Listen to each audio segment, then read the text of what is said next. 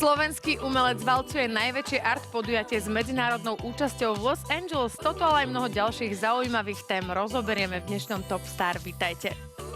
Osamelosť je diagnóza a trpela som ňou aj ja, hovorí Michaela Kocianová. Tá sa zo všetkých sil snaží, aby ňou čo najmenej trpeli seniori. Nadčasová elegancia, krajky a nestarnúca kombinácia čiernej a bielej. Taká je nová prehliadka jednej z najprestížnejších značiek sveta. Tá sa v Paríži konala ešte pred začiatkom očakávaného týždňa módy. Igor Kmeťo starší prezradil tajomstvo svojej dobrej kondície. Toto cvičenie ho naučili v ďalekom Thajsku. Známy český MMA zápasník našiel spôsob, ako odlákať manželku od nakupovania. Sledujte, čo robí Carlos Vémola.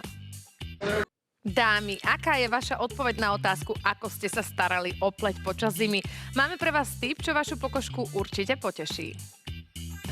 Nový seriál Najvyšší čas prináša príbehy troch žien a zdá sa, že tak trochu odhaľuje aj súkromie herečky Andrej Bučko.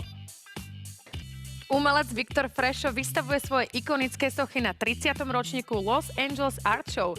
Tento rok patrí medzi hlavné vizuálne symboly podujatia monumentálna 30-metrová socha medveďa Viktora Fresha, ktorá priťahuje obdiv návštevníkov z celého sveta.